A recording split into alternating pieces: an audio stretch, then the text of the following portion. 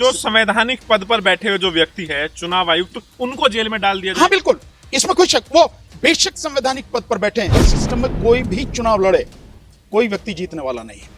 वही जीतेगा जिसको मोदी और शाह जिताना चाहेंगे। तो समाजवादी पार्टी अगर सोच रही है इस सिस्टम से अगर चुनाव होगा, नहीं जीतेगी। कांग्रेस अगर सोच रही है, नहीं जीतेगी। अगर चुनाव फेयर हो जाए और चुनाव अगर बैलेट पेपर से हो जाए तो बीजेपी उत्तर प्रदेश के विधानसभा चुनावों में 50 सीटें नहीं जीत पाएगी। तो सर, आप ईवीएम के खिलाफ आंदोलन करने वाले? 100% करेंगे। मोदी किसी भी सीट से चुनाव लड़ ले, किसी भी, जो उसे सबसे बढ़िया लगती हो, और इस देश के किसी भी व्यक्ति को उसके सामने खड़ा कर दो। आप चुनाव बैलेट पेपर से करा लो, फ्री फेयर चुनाव करा लो, ट्रांसपेरेंट चुनाव करा लो, मोदी की जमानत जब्त हो जाएगी। इस देश की तमाम गंदगी की जड़ क्या है? भाजपा सरकार, मोदी सरकार। मोदी और शाह ये दोनों जिम्मेदार हैं, आरएसएस जिम्मेदार है। दोस्तों नमस्कार, मेरा नाम है अरुण और आप देख रहे हैं टाइम्स एक्सप्रेस। फिलहाल मेरे साथ जो है देश के जाने माने वकील भानु प्रताप जी है, जो कि राष्ट्रीय जनहित संघर्ष पार्टी के राष्ट्रीय अध्यक्ष भी है। इसीलिए आज हम लोग जो है उत्तर प्रदेश विधानसभा चुनाव को लेकर भी बातचीत करने वाले हैं। तो उसको लेकर सर से बातचीत करें, किस तरीके से तैयारी है और क्या प्लानिंग है यूपी चुनाव को लेकर। गठबंधन से लड़ेंगे, सहयोग करेंगे या खुद लड़ेंगे, कैसे इस बार चुनाव में क्या रणनीति है? सर, क्या करने वाले इस बार चुनाव को लेकर, क्या तैयारी है यूपी में? क्या आपको लग रहा है, बीजेपी उधर फिर इंडिया गठबंधन है या फिर आपका क्या प्लान है सर? क्या होने जा रहा है इस बार? देखिए, ऐसा है, हमारा प्लान उससे पहले कि हम चुनाव में जाएं, हम क्योंकि लगातार इस बात को कह रहे हैं और हम इस बात को बहुत अच्छी तरह से जानते हैं कि इस देश में जब तक जो इस समय चुनावी सिस्टम चल रहा है, जो मोदी सरकार ने, मोदी और अमित शाह ने पूरी तरह से कैप्चर कर रखा है, इस सिस्टम में कोई भी चुनाव लड़े, कोई व्यक्ति जीतने वाला नहीं है। वही जीतेगा जिसको मोदी और शाह जिताना चाहेंगे। उनके अलावा कोई नहीं जीतेगा, चाहे पूरा देश उनके विरोध में हो। लेकिन जो सिस्टम है, वो सिस्टम इलेक्शन कमीशन के माध्यम से पूरी तरह से कैप्चर मोदी शाह ने कर। क्या करना चाहिए सर विपक्ष को इसके लिए? देखिए, मेरा बहुत स्पष्ट मानना है कि विपक्ष को चुनाव लड़ने से पहले ये जो चुनावी सिस्टम है, इस चुनावी सिस्टम को सही करने के लिए जन आंदोलन करना चाहिए। मैं जन आंदोलन की बात कर रहा हूं। जन आंदोलन के माध्यम से ही ये सब कुछ सुधरेगा। ये जो देश का इस समय जो चीफ इलेक्शन कमिश्नर है और इसके साथ साथ में जो संधू और एक जोशी करके दो और चुनाव आयुक्त हैं, इनको अरेस्ट करके इनके खिलाफ देशद्रोह का मुकदमा दर्ज करके इन्हें जेल के अंदर भेजा जाना चाहिए।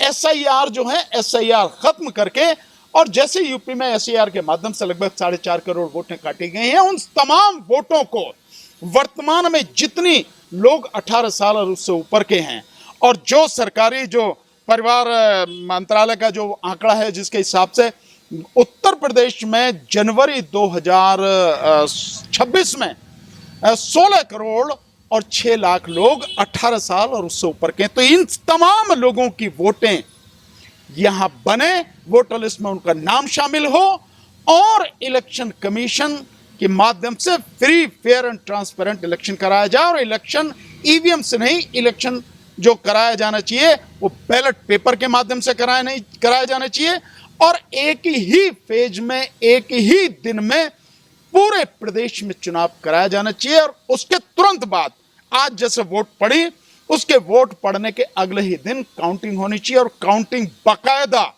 जहां काउंटिंग सेंटर हैं वहां बड़े बड़े एलईडी स्क्रीन्स लगाए जाने चाहिए, और उन पे काउंटिंग, लाइव टेलीकास्ट काउंटिंग का होना चाहिए। सर, आप कह रहे हैं कि जो संवैधानिक पद पर बैठे हुए जो व्यक्ति है चुनाव आयुक्त, उनको जेल में डाल दिया जाए? हाँ बिल्कुल, इसमें कोई शक, वो बेशक संवैधानिक पद पर बैठे हैं। बल्कि मैं ये कहूंगा कि ये देश का बहुत बड़ा दुर्भाग्य है कि निहायत ही बेईमान और सरकार के तलवे चाटने वाला व्यक्ति जो है देश का चीफ इलेक्शन कमिश्नर बना हुआ है, और संवैधानिक पद पर है। वो उसे संवैधानिक पद पर उसके दो ही काम है, तीसरा कोई काम नहीं है।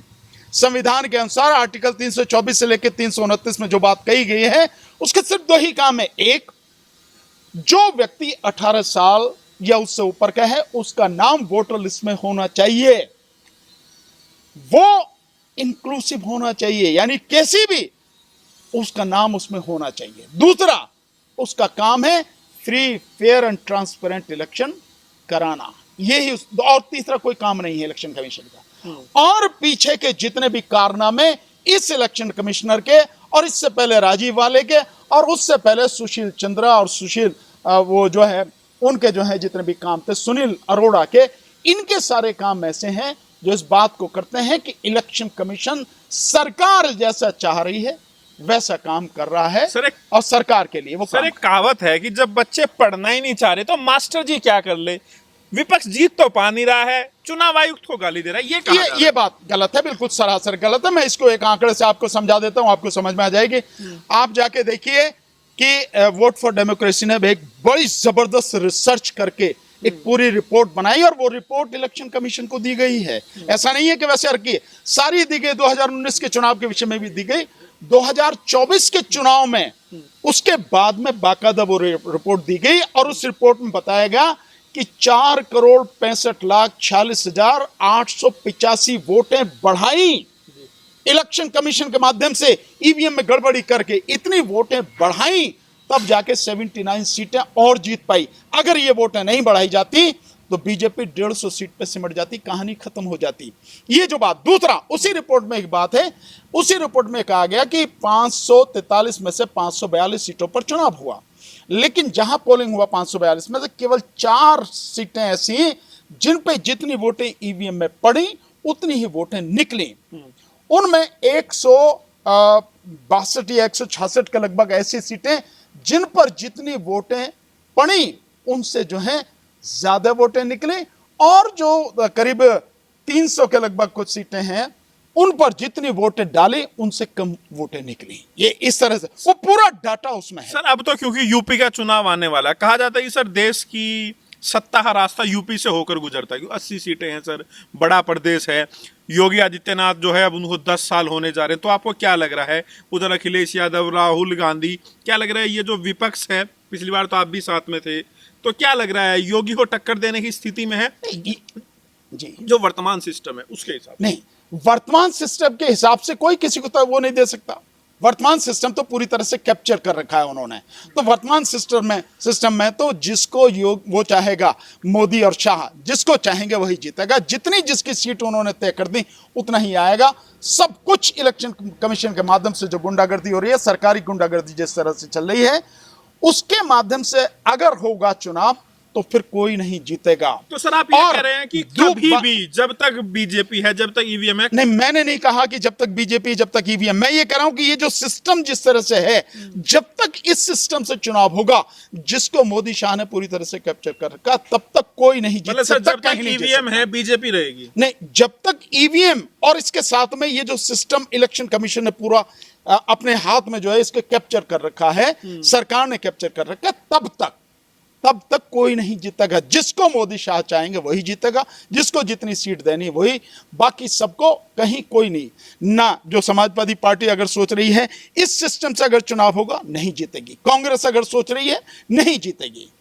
लोकसभा में तो सर समाजवादी पार्टी ने भी 37 सीटें जीती सर। नहीं, वो किसी कारण से था कि जो सीटें जीती गई, यूं तो जीतने के लिए उस समय 37 की बात करो। मेरा आंकड़ा तो यह था कि अगर जो सही तरीके से चुनाव होता और सही तरीके से काम किया जाता तो समाजवादी पार्टी कम से कम 50 से 55 सीटें जीतती उस लोकसभा चुनाव में 2024 के में। लेकिन सर अगर लोकसभा चुनाव के नतीजों को विधानसभा में बदल दिया जाए तो उस हिसाब से तो सर सरकार बन रही है। नहीं, चीजें बिल्कुल अलग हो गई हैं। ये वहम में नहीं रहना चाहिए, ये खुशफहमी में नहीं रहना चाहिए कि जो उस समय था वही स्थिति है। मैं ये कह रहा हूं कि अगर चुनाव फेयर हो जाए और चुनाव अगर बैलेट पेपर से हो जाए तो बीजेपी उत्तर प्रदेश के विधानसभा चुनावों में 50 सीटें नहीं जीत पाएगी। 50 सीटें 403 में से, लेकिन क्योंकि सिस्टम पूरा का पूरा उन्होंने कैप्चर कर रखा है तो जितनी सीटें उन्होंने तय कर रखी कितनी जीत के आएंगे, जिसको ठिकाने लगाना है राजनीति में उसको वो ठिकाने लगा देंगे, उतनी सीटें। तो सर लोकसभा में बीजेपी ने ये तो तय नहीं किया होगा ना कि हम यूपी हार जाएंगे सर? नहीं, उसमें तय किया नहीं किया, लेकिन अल्टीमेट वो तय करेंगे वही होगा भाई। अल्टीमेट वो उतने भी नहीं जीत सकते थे, जितनी जीत के आए वो उतने भी नहीं जीत सकते थे। खुद अगर आप देखें तो देश का प्रधानमंत्री भी हार रहा था, बनारस से हार रहा था। कहाँ 4.5 लाख से जीतता था वो, कहाँ 1.5 लाख, और वो भी 3 उसकी कहाँ राउंड की जो है गिनती के बाद, 3 राउंड की गिनती के बाद में गिनती ही नहीं हुई और बाद में उसे जीता हुआ। राहुल गांधी ने दावा ये किया कि प्रधानमंत्री मोदी अयोध्या से चुनाव लड़ना चाहते थे, सर्वे कराया गया, देखा गया कि मोदी जी हार रहे हैं तो इसलिए बनारस से लड़े। मोदी किसी भी सीट से चुनाव लड़ ले, किसी भी, जो उसे सबसे बढ़िया लगती हो, और इस देश के किसी भी व्यक्ति को उसके सामने खड़ा कर दो, आप चुनाव बैलेट पेपर से करा लो, फ्री फेयर चुनाव करा लो, ट्रांसपेरेंट चुनाव करा लो, मोदी की जमानत जब्त हो जाएगी। कहीं से भी मैं गारंटी कर रहा हूं, किसी भी सीट से जो लगता हो, इवन गुजरात में अगर उसे लगता हो कि कोई बहुत बढ़िया सीट है, उससे भी लड़ ले, और किसी को भी विपक्ष अगर लड़ा देगा तो वो मोदी को हरा देगा, मोदी की जमानत जब्त हो जाएगी। बनारस हो या अहमदाबाद, कहीं कुछ भी हो, अहमदाबाद हो, सूरत हो, बनारस हो, अयोध्या हो, जहां से लड़ना चाहे, जहां से उसकी मर्जी करे वहां से लड़ ले।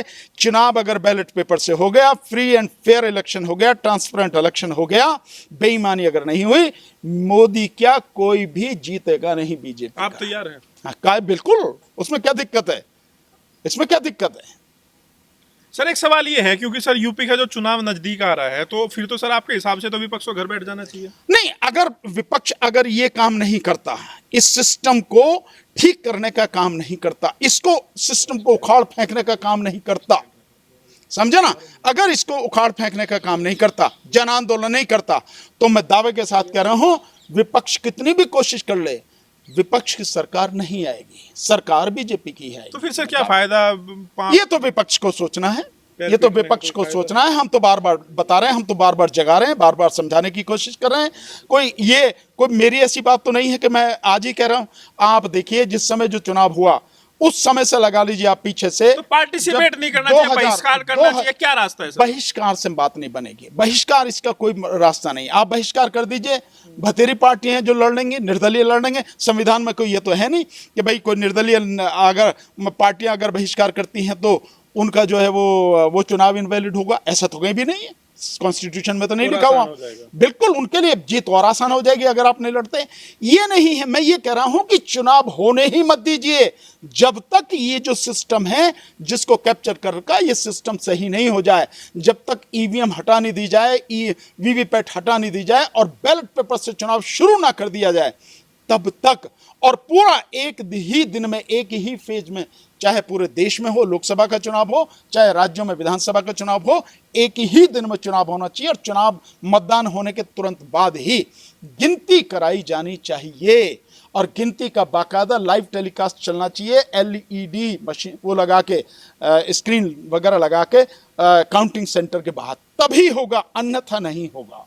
तो सर आप जो बात कह रहे हैं, तो इस हिसाब से तो सर विपक्ष लग रहा है आपको तैयार है? नहीं, बिल्कुल, कहां तैयार है, कहां लग रहा है सर? 2024 के चुनाव से पहले सर, विपक्ष की कहां तैयारी लग रही है? 2024 के चुनाव से पहले आप लोगों ने कोशिश की थी ईवीएम के खिलाफ आंदोलन करने की, तो क्या आगे कोई रणनीति है सर? बिल्कुल है, बिल्कुल करेंगे, चुनाव से पहले बिल्कुल करेंगे। और अब ईवीएम ही नहीं रहा, केवल ईवीएम नहीं है, अब ईवीएम के साथ साथ वीवीपैट भी शामिल है उसमें, साथ में पहले भी था वीवीपैट, और अब सबसे बड़ी बात यह है कि एसआईआर उसमें शामिल है, इलेक्शन कमीशन ये जो देशद्रोह का काम कर रहा है ये भी उसमें शामिल है। और ये जो चीजें आपको मैंने बताई कि एक ही दिन में चुनाव हो और अगले ही दिन काउंटिंग शुरू हो जाए, ये बहुत सारे मुद्दे हम बाकायदा लेके आएंगे प्रॉपर तरीके से, आपको प्रेस को बुला के और पूरी घोषणा करेंगे, बताएंगे हम। तो सर आप ईवीएम के खिलाफ आंदोलन करने वाले? 100% करेंगे।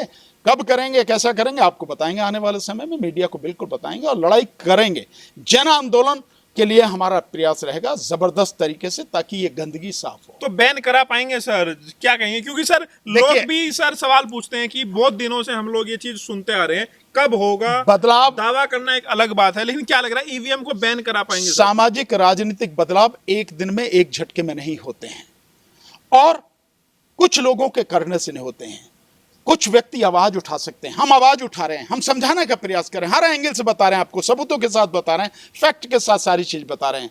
अगर देश के लोग ईमानदारी से साथ देंगे, जैसे अभी जैन जी आंदोलन में देश के लोगों ने जबरदस्त तरीके से साथ दिया, पूरे देश में जैन जी खड़ा हो गया, उनके माता पिता खड़े हो गए, पूरा देश खड़ा हो गया, जैन अल्फा भी सड़कों पर आ गया। जैन अल्फा भी सड़कों पर आ गया। जब इस तरह की, और ये जो जैन अल्फा और जैन जी जिसके लिए आंदोलन कर रहा है, ये ईवीएम का मुद्दा, ये वीवीपैट का मुद्दा, ये वोट बैलेट पेपर से चुनाव हो सके, ये मुद्दा इनके मुद्दों से कहीं ज्यादा गंभीर है। और जब तक इस मुद्दे को नहीं सुलझाया जाएगा, जब तक ईवीएम और वीवीपैट से चुनाव बंद नहीं किया जाएगा, बैलेट पेपर से चुनाव नहीं शुरू किया जाएगा, तब तक ये सरकार जाएगी नहीं। और ये सरकार जाएगी नहीं तो जैन अल्फा की, जैन जी की, इस देश की समस्याएं ज्यों की त्यों बनी रहेंगी। इसको समझने की जरूरत है। इस देश की तमाम गंदगी की जड़ क्या है? भाजपा सरकार, मोदी सरकार। मोदी और शाह ये दोनों जिम्मेदार हैं, आरएसएस जिम्मेदार है। लेकिन इसको ठीक करने के लिए इन्हें सत्ता से उखाड़ना पड़ेगा। और ये ईवीएम और वीवीपैट और इलेक्शन कमीशन, इस तरह के जो बेईमान इलेक्शन कमीशन है, अगर ये रहेंगे तो आप इस सरकार को नहीं हटा सकेंगे। इसलिए इनको हटाने से पहले आपको इस सिस्टम को उखाड़ के फेंकना पड़ेगा। इलेक्शन कमीशन को जेल में बंद कराना पड़ेगा, जन आंदोलन करना पड़ेगा, तभी आप बाकी चीजें कर पाएंगे। सर आखिरी सवाल है, उसके साथ इंटरव्यू क्लोज करेंगे। सर अभी यूपी चुनाव में भी सर 5-6 महीने में तो सब कुछ होना ही है, तो घोषणा होने में भी मान लो 4 महीने का समय। तो सर इतने कम समय में आपको लग रहा है कि यूपी का चुनाव बैलेट पेपर से कराया जा सकता है? 1 महीने में उखाड़ के फेंक दिया ना। जैन जी ने 1 महीने में सरकार की चूल्हें हिला दी ना, पूरी तरह से उनके मतलब खोपड़ी के तार हिला के फेंक दिए। और अल्टीमेटली जो सरकार 12 साल में कहती है कि भाई यहाँ इस्तीफे नहीं होते, इस्तीफा देना पड़ा ना। वो तो थोड़ी सी अगर चीज को थोड़ा समझ लेते। और 20 तारीख का जो इंसिडेंट हुआ, 20 जुलाई की जो हिंसा हुई छात्रों के खिलाफ, इस मसले को लेकर अगर वहीं जमे रहते और इसके जो अमित शाह है गृह मंत्री और प्रधानमंत्री के इस्तीफे की बात करते, तो अभी सब कुछ हो जाता, सभी अभी उखड़ लेता मामला। हो जाता सर अमित शाह का बिल्कुल बिल्कुल हो जाता, ना होने का मतलब नहीं, सभी अभी उखड़ लेता। सो अगर देश के लोग चाहेंगे, देश के जो जैन जी हैं, युवा हैं और जैन अल्फा, और ये अगर समझ जाएंगे, अगर चाहेंगे, तो जरा सी देर का काम है। 4 महीने 6 महीने तो बहुत दूर की बात है, तो जरा सी देर में महीने भर का काम है, उखड़ जाएगा। तो सर योगी जी सीएम बन रहे हैं इस बार 27? नहीं, मुझे नहीं पता कि कौन बनेगा कौन नहीं हुआ, ये तो वक्त बताएगा। लेकिन इतना मैं जरूर बता दूं, अगर इसी सिस्टम से चुनाव होगा तो विपक्ष की सरकार तो नहीं बनेगी, ये बात पक्की है। तो बाबा जी आ रहे हैं फिर? मुझे पता नहीं बाबा आ रहा है या कौन आ रहा है, बाबा आएगा या बाबा का जो कोई आएगा, मुझे नहीं पता है। लेकिन ये बात पक्की है कि अगर यही बीजेपी आ रही है ईवीएम से, तो हाँ बिल्कुल ये बात पक्की है कि अगर इसी सिस्टम से हुआ तो बीजेपी ही उत्तर प्रदेश में दोबारा से आए। तो हमने यहाँ पर जो है भानु प्रताप जी से बातचीत थी ना, साफ तौर से कहना है कि जिस तरीके से चुनाव हो रहा है, अगर उसी हिसाब से चुनाव होता है, जिस तरीके से विपक्ष की स्थिति है और देश के जो हालात है, अगर इसी तरीके से चुनाव होता है तो भारतीय जनता पार्टी फिर से सरकार बना ले जाएगी। आपकी क्या राय है जरूर बताइए। वीडियो को लाइक कीजिए, शेयर कीजिए, टाइम्स एक्सप्रेस को सब्सक्राइब कीजिए।